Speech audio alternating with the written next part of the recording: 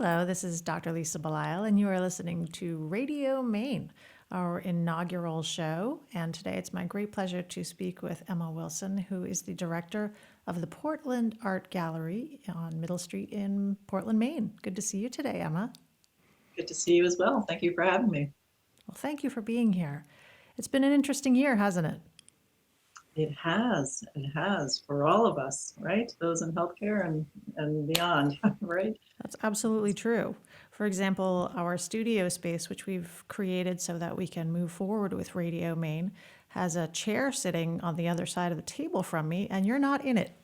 You are, in I fact, joining us virtually, which is nice, and we're also happy to have you. But this kind of distancing from other people, it's been challenging, hasn't it? It has. It feels somewhat unnatural, although it's become much more natural now to be having these exchanges, virtually. But I look forward to the time when we can just be in the shared space together. It'll be lovely. Tell me what this has meant for the Portland Art Gallery. I know this has been a time where you and Kevin and Emma and Missy and all the artists and Emily, you've all had to really pull together and be resilient and be creative and, stay open, even if not physically open for the last year. What's that been like? Well, I've learned so much over the last year, whether or not it's been just in terms of the value and the strength of the team that we have that I work with, also with our artists, and then also with our clients. There's been times when it's just been in the beginning when we put out the call to our artists to say, please just keep working and keep painting, and we want to support you and we want to support your livelihood, and then looking at each other and saying, okay, how are we going to do this? How are we going to stay open during this time? And the answer quickly became realizing that it was through the virtual and through online connection. And making that transition as quickly and smoothly as possible was really important so that there wasn't like an interruption in our business practices. We were somewhat well prepared already by having a strong website and having actually produced, invested in short docufilms of our artists and other ways that we could communicate the strength of our artists and their work to people through a digital platform. So we just really, just worked very hard and got very focused on that mode of communicating with folks and that stream of the business practice. So while it has been I won't say uncomfortable, while I have missed that sort of personal exchange, the one-on-ones with people, and although we're open now, we can see more people in our gallery space in person, but it was just realizing that we're going to still stay connected. We'll do whatever it takes in order to do that. So it's been busy. So good. You bring up something that is I can relate to, having also been in healthcare throughout all of this, working as a family doctor up in central Maine. We went from seeing patients in person to doing telephone visits only, and literally overnight, to keep our staff safe, to keep our patients safe. And same thing for you. You decided, okay, we can't do these openings anymore and bring a lot of people into our space, but we need to Yeah. somehow keep doing openings and keep featuring the work of these artists who are continuing to create and keep bringing people together in a way that makes sense for the times. And so you came up with virtual openings. What was that Yeah. first virtual opening like for you? So that was April, and I remember it was. I remember Cooper Dragonet, and we were just all so we were almost giddy with anticipation, but we were also super nervous. Like, is this going to work? And I remember us all being in our remote sections and texting back and forth with Kevin and Cooper, and and just sort of saying, "All right, here we go." And then afterwards, realizing that we reached an audience 10 times what we'd normally reach after a regular virtual opening. Also, just really nice feedback started coming in from our artists who were so excited, and from clients and from friends, just saying, this is great that you're still going to offer this opportunity to bring art into our homes and into our lives. And so from there, we expanded and we added something called a Matterport. One of our friends, Alexa Ostraker, had introduced us to this idea of using the Matterport, which is the real estate program where you can do a virtual walkthrough of homes. Well, we then brought it into the gallery. So with each month and each step, we started adding a few things and getting a little bit more refined. But that very first one that we did, um, it was kind of fun because all of a sudden it was definitely fun because it worked and it was a way to try something new. And so now we are continuing to use it as a platform, and it works. Matterport is very interesting because it enables you to kind of, through the eye, it's like a virtual reality kind of experience. Through the eyes of the camera, you get to like kind of zoom in and look at a piece more closely, or zoom out and see what it might look like on your wall. It's a really fun use of the technology. Do you think you would have gotten into that technology if you hadn't kind of needed to be resourceful in the way that you have as a result of COVID? I'm not sure. I mean, it was definitely offered to us prior to COVID as a possibility. Like we had a smaller one from an in-home install on our website, but I don't know that we would have. And it's been fantastic. Now, granted, I am not the best person to judge that. I still have to use like the keys on the keyboard to move myself around that around the gallery, but other people are much more proficient on it. But it's definitely it's been perfect, and our artists love to use it because then they can walk through and see where their work is installed for that group show that month. And I see many of them that do screenshots, and actually if a client is interested in the piece and we've had it on the wall, we can go and do a screenshot and send that to them so they get a better understanding of the space and what it looks like um, in different angles. So it's been a fantastic tool for us. I'm As not sure if we would have, but I hope to think we would have. But who knows? Well, and that's kind of been the name of the game. Like maybe these are things we would have gotten to kind of eventually, but everything was kind of speeding up as a result of COVID. I mean, we certainly found that in medicine. We were kind of working off of the idea that we were going to start going virtual, but it wasn't necessarily virtual like right away. And Right. when we needed to do it, we needed to do it, so we did. Yeah, it's a strange place where you're speeding up, but you're also slowing down because you were speeding up to try to figure those things out, but you're also can't, like, there's these other areas of your life that you just have to slow down because, for reasons of safety, of course, and being in your home or whatever it might be. So it's been an interesting place to be over the last year as you're trying to move forward and be really progressive and current, and then also, you know, abide by what's just slow down and take an interest in what's going on around you in a different way. So, In the virtual openings, you give remarks every month, and you work with artists who also give remarks on their works. So you've really yeah. needed to develop essentially an on-air presence. And I'm wondering how comfortable that has felt for you. Oh, not so much. It's been a journey. For those that were part of the community, they'll remember that when I would have to do the introductory remarks at a live opening, it was really like, ugh, just very uncomfortable for me. But with practice, that's what everybody always says, right? You keep practicing and things get stronger or things get more comfortable. I think I told you at some point that my dad was a news broadcaster for years, and then I never had thought that I would be like in the, not that it's the same at all, but just being on that side of the camera. And I was like, oh my gosh! So I would channel him a little bit, say, all right, Dad, and I do remember some of the things that he would say. But anyway, it's been, you got to push yourself no matter what. People are doing things a lot more difficult and complicated than what I'm doing. So I just yeah, getting there. So, How do you think the artists have dealt with this whole experience? My feeling, having spoken to artists in the past, is that they tend to be a somewhat solitary group mhm, anyway, but at the right. same time, they also really enjoy the connections with people.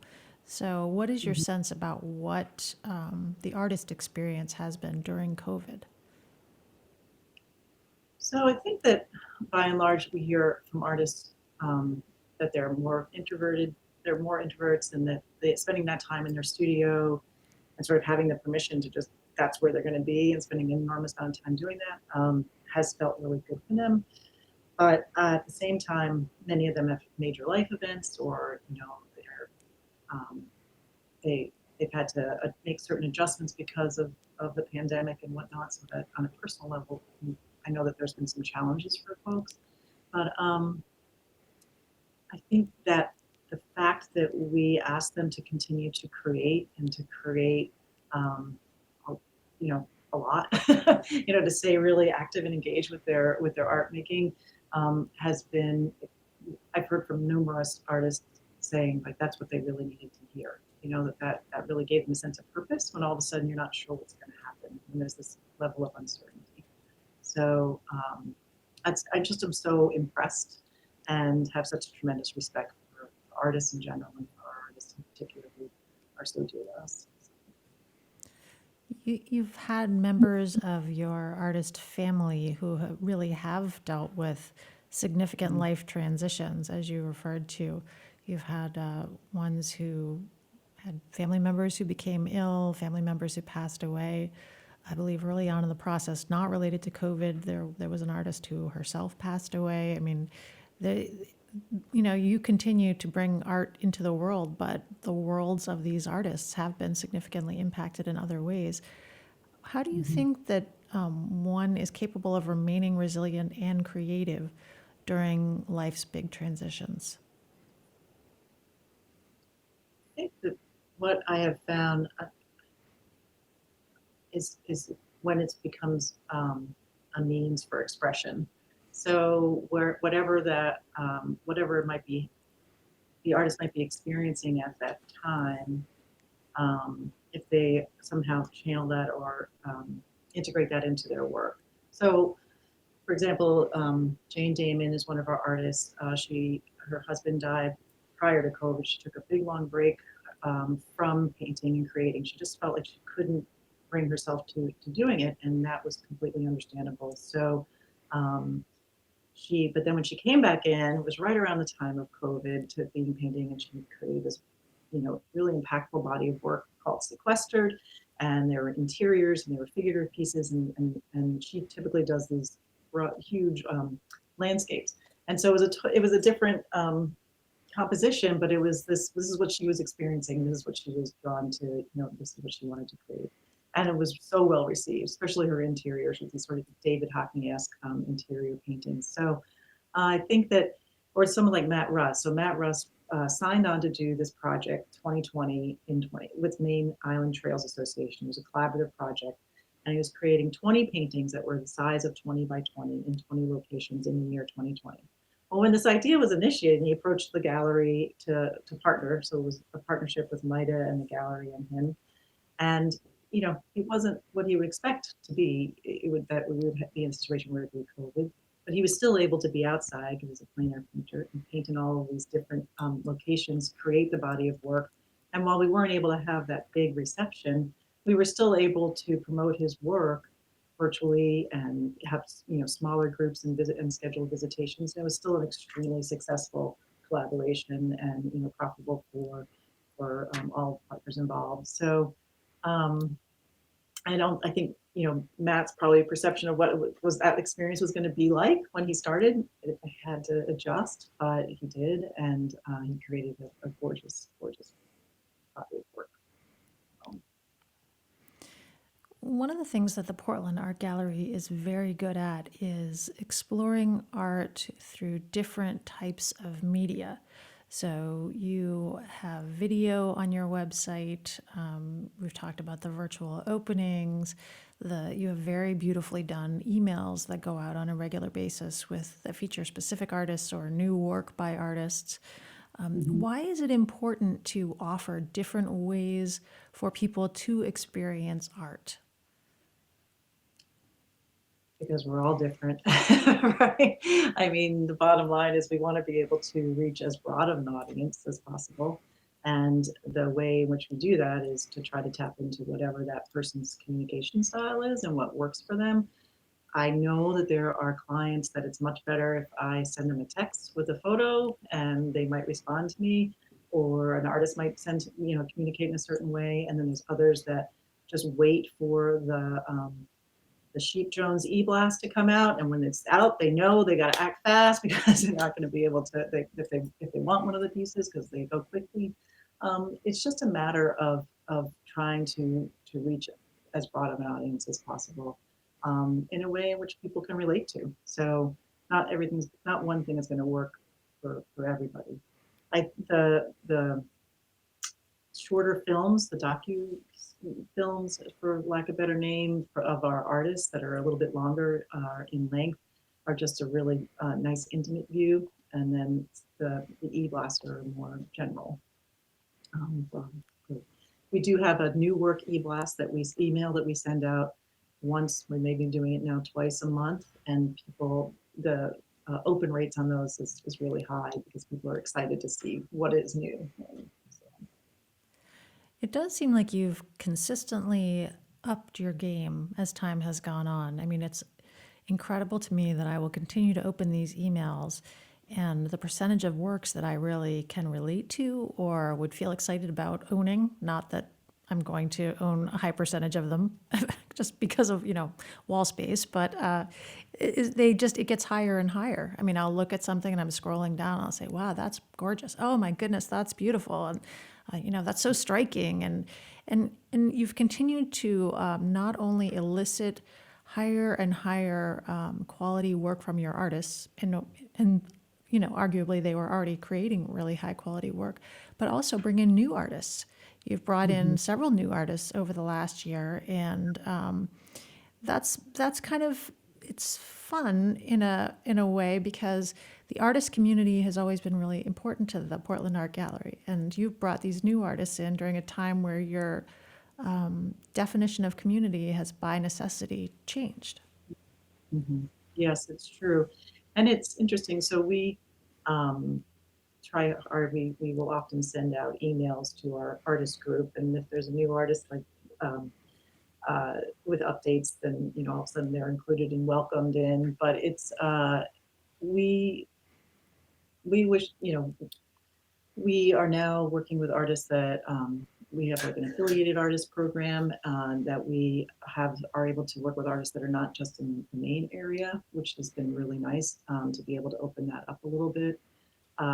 With our online marketplace and virtual, we feel like we're in the position where we can actually expand our artist roster as opposed to shrink it. So we're just always looking we're just always having our eyes open, and people reach out all the time, and sometimes it's a good fit and sometimes it's not. But it's always nice to have the conversations, keep the door open. You mentioned Sheep Jones, and I know that her work is incredibly popular. It's compelling, it's whimsical, it's colorful, and you must like Sheep's work personally because you have a piece behind you on the wall. In fact, yes, I do. It's called Root Cellar 4. Do you want me to tell you the story? I would love to hear the story, Emma. Okay. So this painting arrived in the gallery, and when I was looking at the sheet, it said Sister's House, and I looked at this painting, and there are 4 trees, and I am the youngest of 4 girls. My sisters are all huge, very close. We're a very close group, and there's these 3 barrels in the root cellar, and I have 3 children. And I immediately was like, I just felt an immediate connection to the composition. And I was trying to figure out which sister was which tree. And I was like, I have to move forward with this. This is too important. And so then I found out that it actually wasn't called Sister's House at all. It was called Root Cellar 4, but it's okay. That's what I'll call it. She won't mind, I don't think. So so now it's part of our family, which I'm very happy about. This idea of the story is one that's really pretty crucial to the work that the Portland Art Gallery is doing. I know that, some people will buy art as an investment, and some people buy art as a decoration. But some people really buy art because there's something about the art itself. And I would argue a pretty high percentage of your clients buy art because they connect to the story. There's something that they feel that's similar to what you're describing. And you've had this happening now really with clients across the country, across the world. You have people on a regular basis getting in touch with you from California, Hong Kong, Great Britain. Tell me about the importance of story and connection when it comes to art. So I think we hear a lot about people who have that connection with a place, like that sense of place. And Maine is beautiful. You know, we have we're so fortunate here. And so, but it also sort of represents a little bit of a lifestyle, I think, and something that people, whether or not they are actually have had the experience of being able to live here or visit here, they might dream of being here or living here.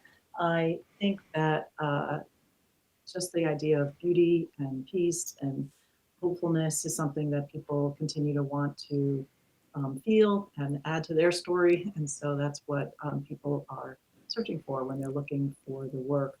And I'd say most of the people are not looking at purchasing art from an investment standpoint, but it's more as like a mental health investment standpoint. You know, it's a matter of something that is meaningful to them on a for personal reason.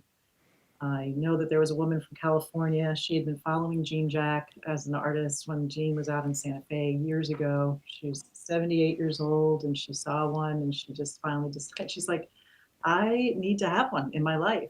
She has been a part of my life for so many years without having actual piece of artwork by her. And she'd been thinking about it, and she went ahead and decided to make a purchase, shipped it out to her, and it was a very emotional moment for her to be at that point in her life where she was able to purchase a piece by Jean Jack, someone that she had been following for many, many years. So As I was referring to earlier in my other profession as a doctor, we have been engaging with our patients on a virtual platform now for several months. And one of the things I really enjoy about that is the ability to kind of have a peek into their lives, into what's important to them. Patient yesterday, he had his dogs Lola and Ginger, and I don't think I'm giving away any sort of HIPAA information by telling you the names of the dogs, but he also had his rock posters on the wall behind him, like, and I mean rock music, and it really yeah, just caused me to be able to understand him better, you know, understand what's important to him. I know that teachers have felt the same way, and you've had, obviously, you keep up Zoom communications with your clients and with your artists. mhm. Tell me about the importance of that kind of spatial connection when we use art in our homes or in our offices, if that's where we're zooming from. Yeah. I mean, I feel as though I've been invited into more people's homes since COVID happened than before, which is ironic, right? Because we're all quarantining or not really supposed to be in each other's homes. But I've been there through whether or not it's many times it's virtual. You know, it's FaceTiming a piece, or it's photoshopping, or it's doing something to try to get for them to get a sense of what the piece would look like in their home, or how that experience would be for them prior to it actually showing up. I also, though, and our team does a number. You know, we do in-home installations, or we bring work to a curbside delivery. You know, was initially. Now you know, we're able to go into people's homes on a much more, you know, finite basis. But it's it we're here. I hear more and more about how that piece is going to become a part of a person's home or an office than I did before.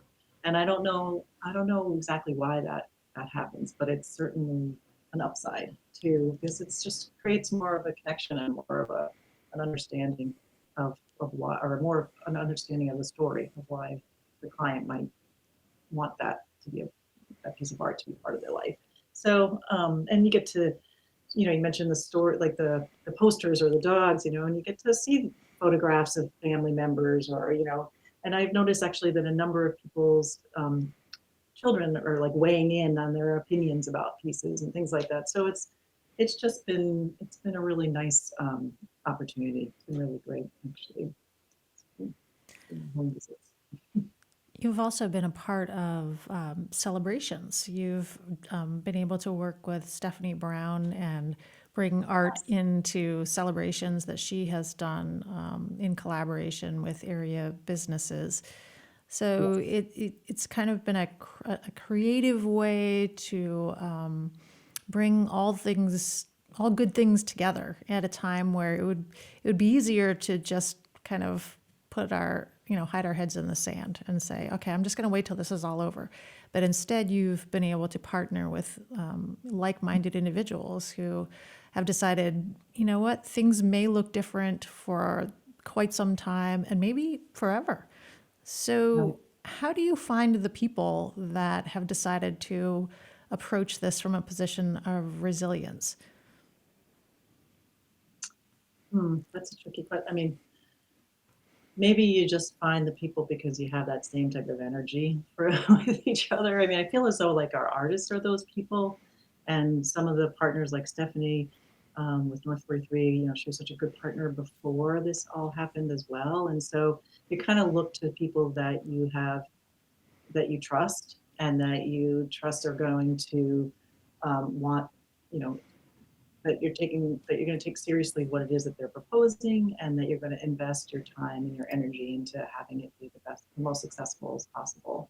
Um, and Stephanie's just a wonderful partner for that very reason, because she, when we had our in-person gatherings, our big evergreen party, she did such a professional and wonderful job for us. And so when she approached us with her creative ideas with COVID, I mean, I think it was a no-brainer to just say, absolutely, let's see if we can make this happen. And some things are more popular or successful than others, but I thought you did a great job of working with her clients to celebrate the holidays and honor recognize their business. So, um, I think that, whether or not it be visual art or written word or music or whatever it might be, it's too important in a time like a pandemic. Those are the things that remain essentially to some degree. And they help us understand all these different conditions of what we're experiencing. And they help us all hopefully find some sort of peace with whatever it might be. So I just think that the arts, it's been really good to see how the creative industry has been supported and valued during this pandemic. I also think that it has been important for all of us to kind of meet people where they're coming from. So, I mentioned how do connecting with people who are resilient, but, still being open to other people's experiences of not feeling that resilient. And, this has been obviously incredibly difficult for so many people, whether they've experienced illness themselves or the death of a loved one, or even just the isolation. Yeah. And in our medical practice, I mean, reaching out to older people. I think there's an older woman who celebrated her 93rd birthday that I just talked to the other day, and I'm not sure I've ever met her in person, but every few months I get on the phone with her, I have a conversation Yeah. with her about her life and how things are going for her. And I think even those small outreaches they're probably more meaningful for me, honestly, than they are for her, because she seems like, she's lived a good full life. I know that. I know that. But yeah, I mean, I have such respect for you and all the people that are in the medical profession, helping people through a lot, so much anxiety and so much that is, I don't know, it's been amazing to observe. But yeah, but we on a like separate but related point is that we have noticed that people want to stay on the phone longer when we're talking with them about art, or maybe it's, oh yes, let's FaceTime, or yeah, why don't you come over, or that people are looking for a connection, and just as we all are, the artists are, and they want to hear the story about where their work ended up, or sure, I can come down to the gallery, I can be there in 20 minutes if you want me to be there to meet somebody. Like, people are still are wanting to stay connected, and they're going to do it. They're doing it, and we're all doing it in the ways that we can. So it's been nice to have those moments, and I'm sure that your patient is very appreciative and looks forward to those conversations with you as much as you do with her. But it's it's that isolation, I think, is something that we all have to really pay attention to and remind ourselves that maybe somebody may be seeming a little bit needy, quote unquote, at this point in time, but perhaps it's because they're really, really lonely. So, Well, you also mentioned something that I think comes up a lot for me in the work that I do, and that is the importance of having a sense of purpose. And mhm, maybe your purpose is not to create watercolors, which is a great purpose, but maybe your purpose revolves around something else. Maybe it's caring for a child, caring for an elderly parent. But I do think people have had to reconfigure their priorities and try to figure out, where maybe they worked outside the home and they had a big job that required a lot of travel. Maybe that doesn't happen anymore. So it even really impacts our identities, and trying to understand what that looks like. So I mhm. think this is a time of great transition and shifting, really, for all of us, not only as individuals but also as a culture. Yeah, Given all totally of that, prior. what do you look forward to?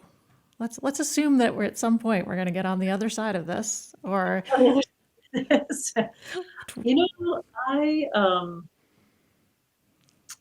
in terms of for the gallery, like I am looking forward to Radio Maine, to whatever the next thing is that we're going to do, because I feel as though that's like there's no we're not going to stand still, and like that's exciting to me, like always having something to look forward to. It's not going to always be met successfully, but we're just to continue to try different ways of connecting with people and telling stories and sharing it and sharing the art with people. um, Personally, I'm moving next week, so that's something I'm looking forward to, and that's a big change, but not such a big change, but it's something to look forward to. And I just think that I look forward to maintaining that sort of quiet to stay connected with people. When everything opens up, I think that'll be set to a little bit of a challenge, and but I hope that doesn't happen. So I don't know. I do look forward to having more people in the gallery space and having more people visit us in Maine for sure. But at the same time, we'll continue to stay connected with people virtually. Um, Emma, congratulations for making it through this last year, and I wish you all the best on your upcoming major life transition. I've enjoyed very much working with you throughout these years and being your friend throughout these years, and I give you a lot of credit for staying hopeful, staying strong, bringing art into the world, connecting with everybody on your staff and your artists. And I appreciate your being with me on the first episode of Radio Maine. Yeah, Thank, thank you for the invitation and for all of your support, Lisa. I mean, tremendous, tremendous person that you are. So it's wonderful knowing that you're there with the team with us all day. So, thank you. well, thank you, Emma. And I look forward to speaking with artists and other interesting people in the upcoming months as a part of Radio Maine. It has really been a joy to start this process and start it with my good friend Emma Wilson, who you may find as the director of the Portland Art Gallery in Portland, Maine on Middle Street. So please take the time to connect with Emma and her wonderful group, either in person or virtually. As Emma has said, they are always available and definitely worth getting to know. Well, thanks again.